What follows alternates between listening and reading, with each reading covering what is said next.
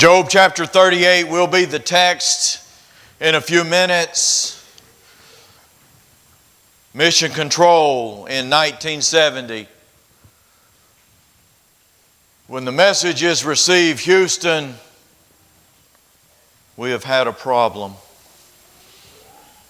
What have we been talking about? Not only that God is at the center and that everything He does is to His glory. Therefore, everything I do must be to His glory.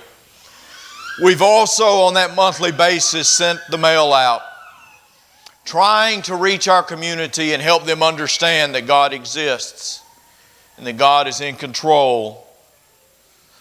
Only a rookie who knows nothing about science would say that science takes away from faith.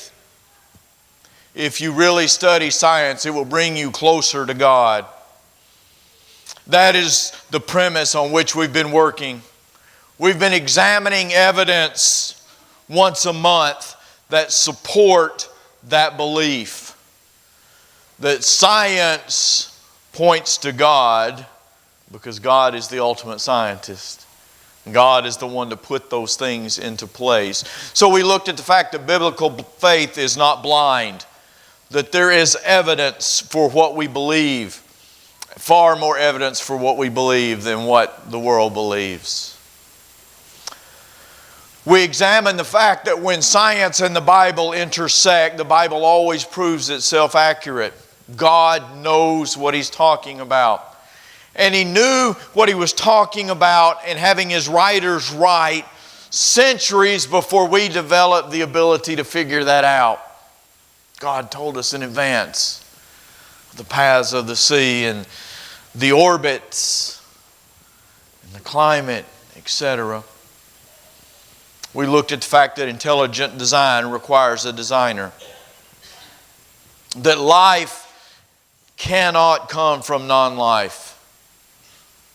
That it is not a possibility. We explored those laws of thermodynamics that week, and then later that evening with the idea of entropy. Time is an evolutionist's worst friend. Today, the step is this: complexity of the universe and the laws that govern it. The scientific laws that we recognize and must bend to require both a designer and a lawmaker. So we're going to combine a couple of thoughts. Some of it will be a little bit of review, some of it will be new, combination of some things. It's called the teleological argument, if you want the fancy word for it. It's the idea that it makes sense, that there is reason behind it all. We look at our world. We've already looked at this idea. We understand every design has a designer. The most intricate clock on earth did not create itself. It did not happen by accident. The automobile you use to get here today did not happen by accident. There is a designer. There is a maker. The universe, the human body, has a highly complex design. They work. They submit to certain laws.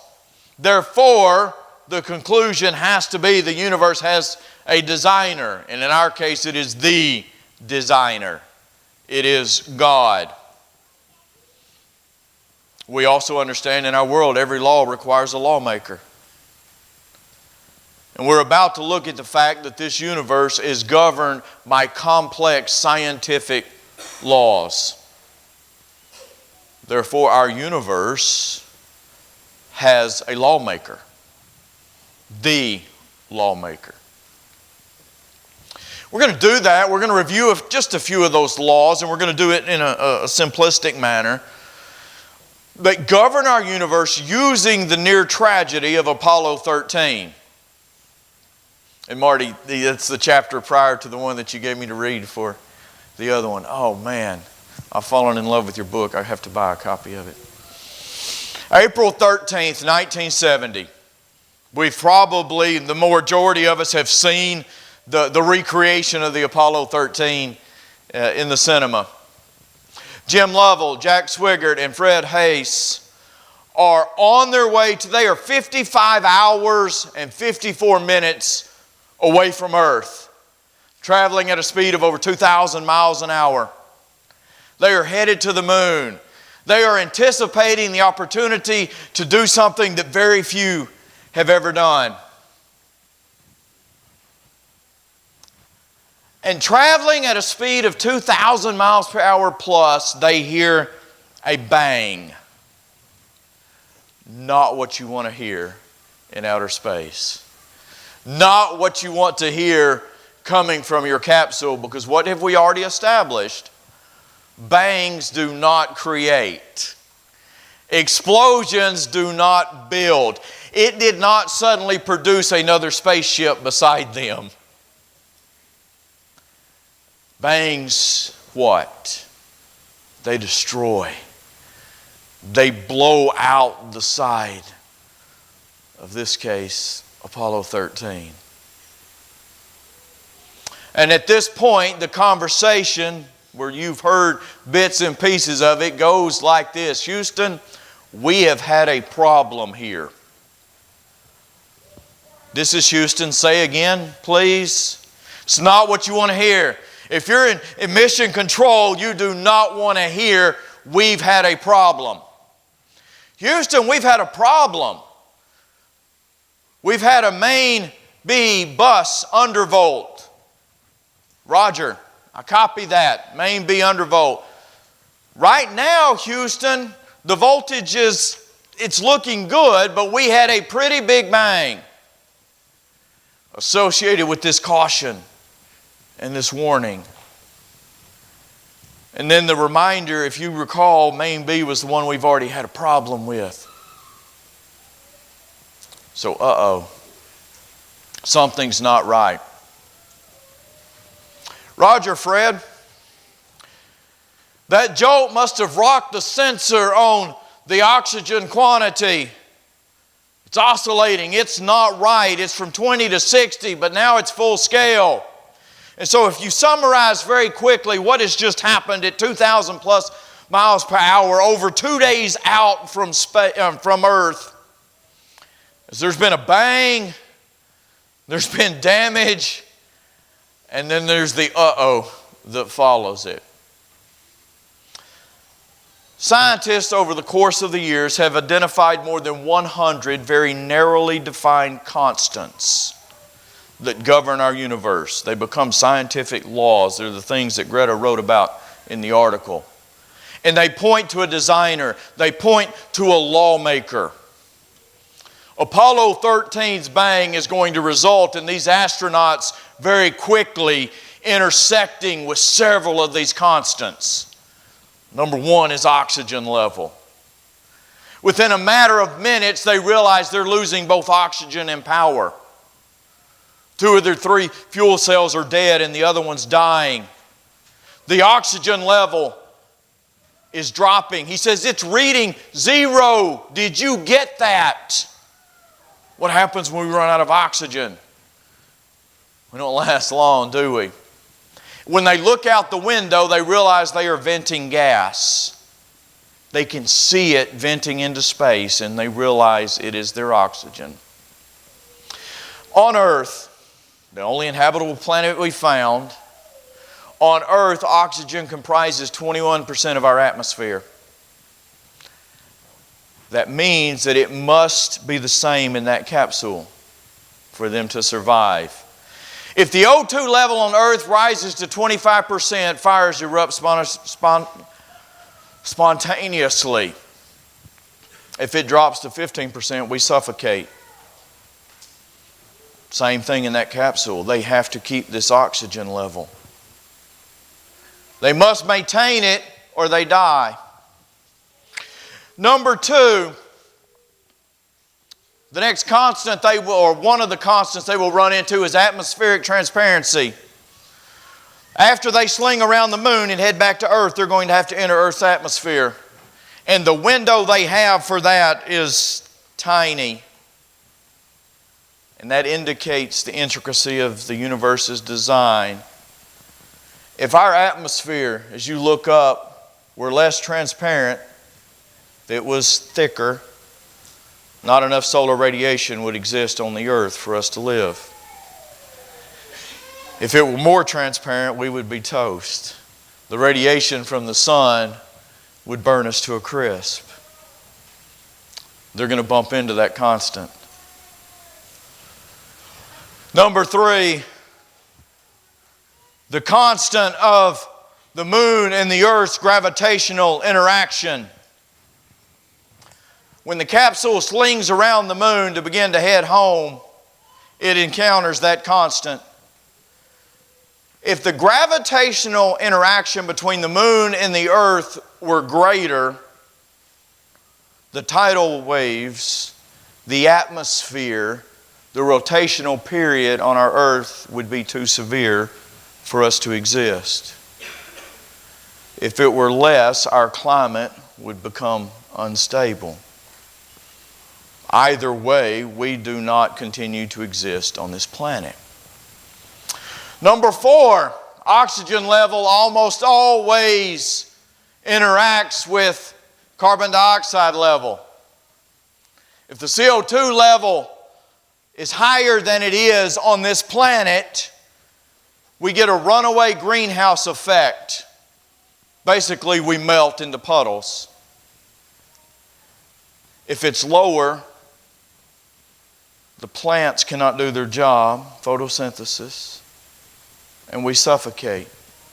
Carbon dioxide feeds the plants, they turn it into oxygen, it feeds us, we create the carbon dioxide and it goes back. Has to be the same in the capsule. They've run into this constant.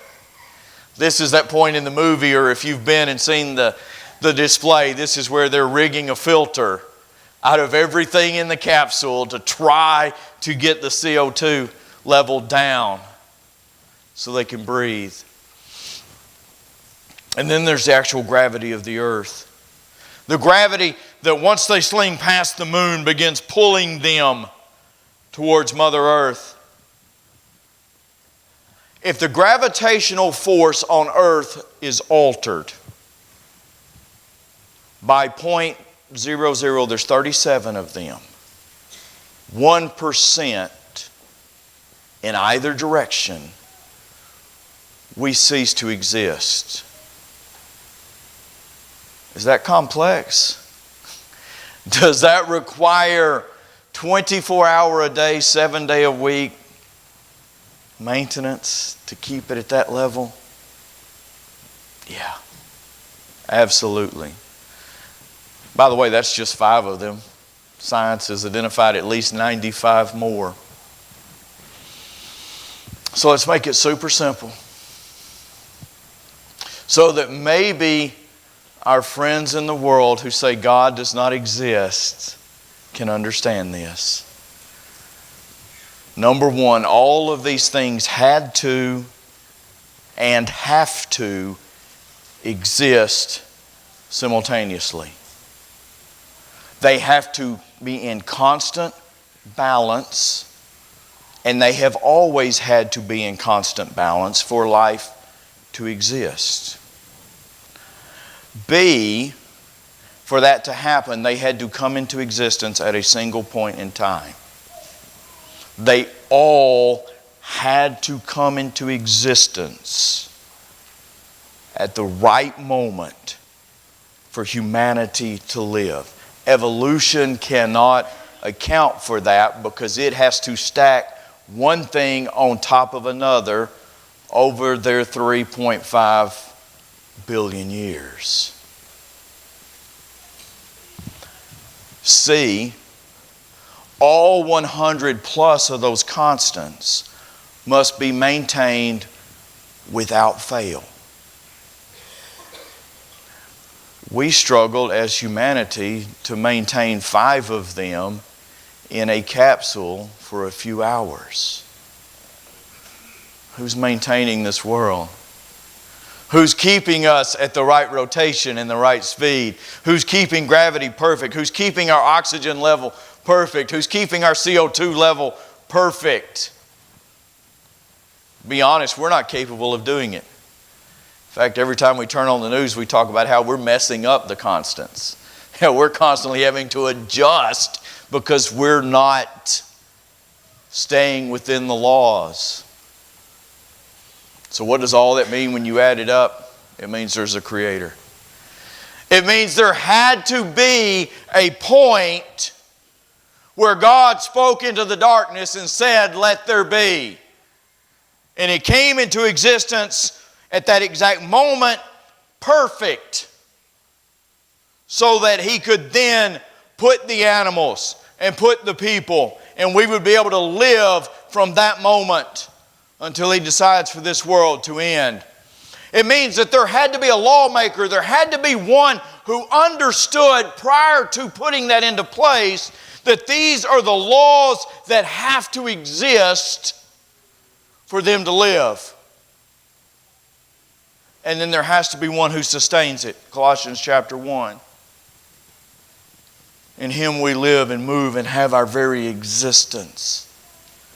He is the sustainer. Does that sound familiar?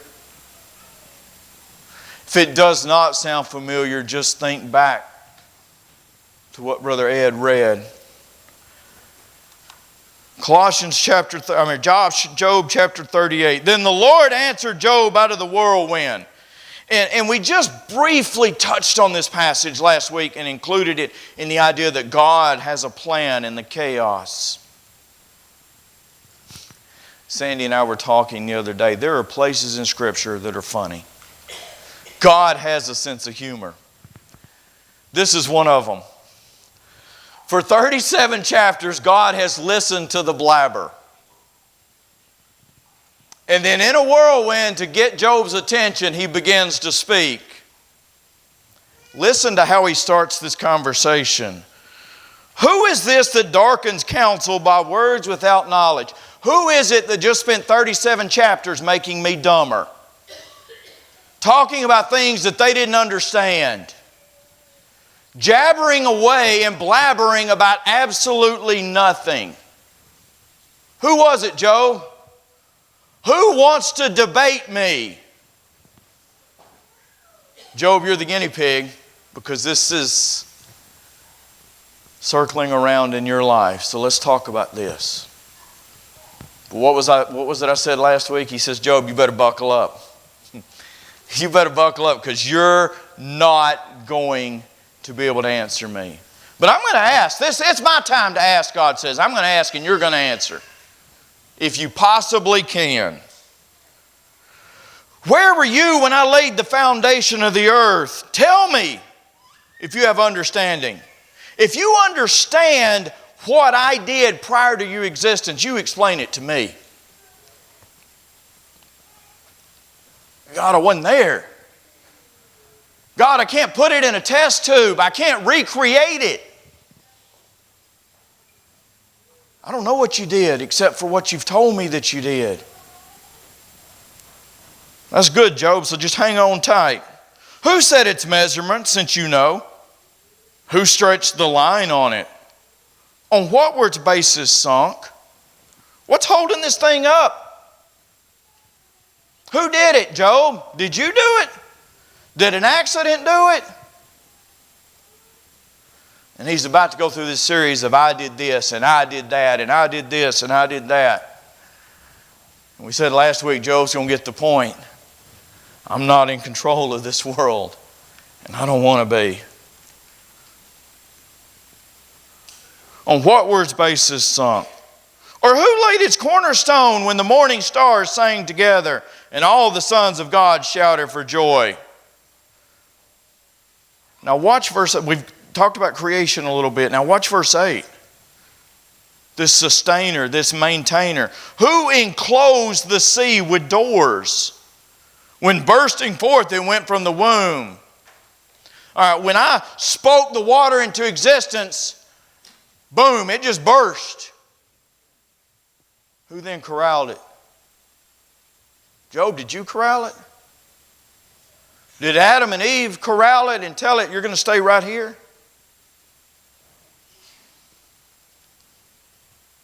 When I made a cloud its garment and thick darkness its swaddling band, and I placed boundaries on it, and I set the bolting doors. And I said, thus far you shall come, but no farther. Here shall your proud waves stop. Job, not only who created it, who reined it in. I did. Job, I did. Genesis chapter 1, God spoke and the Word brought it about. Job 38, God spoke and the Word brought it about. So you get to the Gospels, and the Word stood up in the boat and spoke, and the sea stopped, and the storm became silent. God said, I created it and I control it. I'm in charge. I make the laws. Have you ever in your life commanded the morning and caused the dawn to know its place, that it might take hold of the ends of the earth and the wicked be shaken out of it? Job, you know so much. Job, your friends know so much. Which one of you makes the sun come up in the morning? Which one of you makes the sun go down at night? It's funny, I can imagine Job going, I can't do it, God. It's got to be you. You have to be the creator. You have to be the one that sets the laws and keeps them in place. It is changed like clay under the seal. They stand forth like a garment. From the wicked their light is withheld. Uplifted, the arm is broken. Have you ever entered into the springs of the sea? And this is beyond what we read. Walked in the recesses of the death. Have the gates of death been revealed to you? Have you seen the gates of deep darkness? Have you understood the expanse of the earth? Do you see the end of that verse? Tell me if you know this. He has not even gotten into the intricacies of gravity that's 0.0370 variant level. He has not gotten into how the human body works and how the brain works. He's asked simple questions. What holds the earth up? What keeps the seas in their boundaries? Job doesn't have an answer. Does the world need this evidence? Without a doubt. Our world needs to understand that the heavens declare the glory of God. That the stars do not stay where they are if God does not hold them there. If He does not keep gravity at a perfect constant. The world needs to know that the sun comes up and the sun goes down and the seasons rotate. Because when God had Noah get off the ark, He said, this is the way it's going to be from now to the end of time. The world needs to understand that the laws of science cannot exist or be maintained accidentally. The first quote we had, science points to God because God is the ultimate scientist. God is the one that creates and maintains. Do we need this information? Our kids sure do. Young people, listen to me. This is our God we're talking about. The God that we come here to worship is a God that we can believe in because the evidence supports Him. And the step of faith when the evidence runs out is only about that far. It's not a leap of faith. It's not blind. It's not what the evolutionists are asking me to believe, where there's absolutely no evidence and I have to jump out there and land on nothing. God said, I am here and here is the evidence. Our young people have to know that. They have to go into the classrooms of this life and turn on the televisions of this life and approach the internet of this life with a knowledge that God exists and there is good reason to believe that. For the rest of us, I kind of hinted at it Wednesday night. This is good news. Our God is powerful enough He can create. Our God is powerful enough He can sustain. And that gives evidence to the faith we have that our God can make promises and keep them. It gives evidence to the fact that He can sustain us today. That when I am broken and I am struggling to take the next step of faith, that I have a God that can carry me. I have a God that we looked at in Isaiah not long ago that can give me strength where I will not break. We have a God that can save us. We have a God that can go to Calvary and do one of the things that we cannot do for ourselves. While we were helpless, Christ died for us. We were in a spiritual condition that there was nothing we could do about. And He provided the solution. That's the God that we're talking about. That's the God that we're identifying and supporting with the evidence. That's the God that comforts us. When He makes promises like we looked at Wednesday night, where He's the God of all comfort. When I look at Him and He makes me that promise, I can bank on it because He's already created and He's already sustained. Ultimately, one day He's going to resurrect us. I need that kind of God in my life.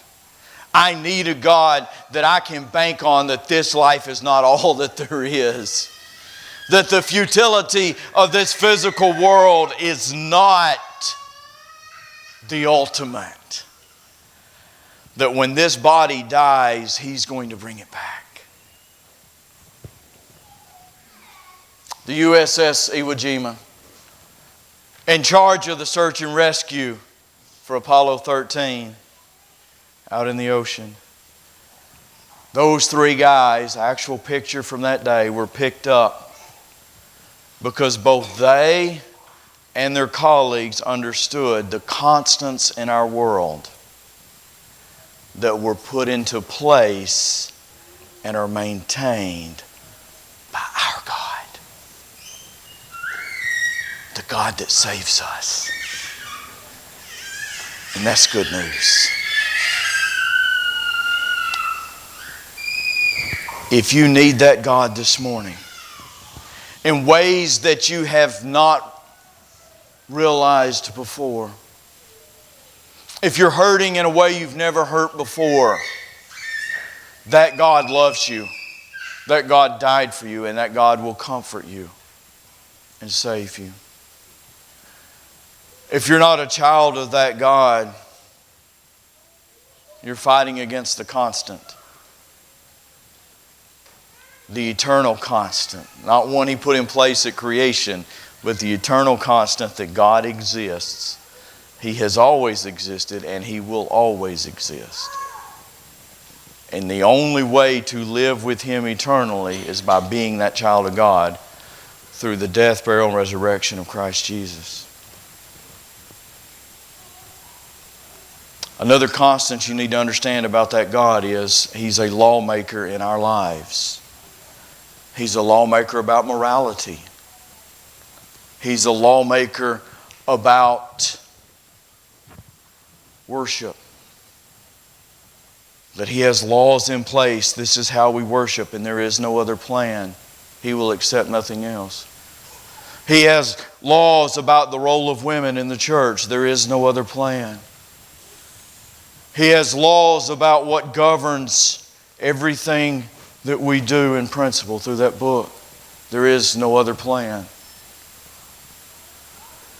And so it may be that you've wandered away from that plan. Whatever it is, wherever you are in your life today, God's the constant. And He controls those minor constants in our world. And we answer to Him as we stand and sing.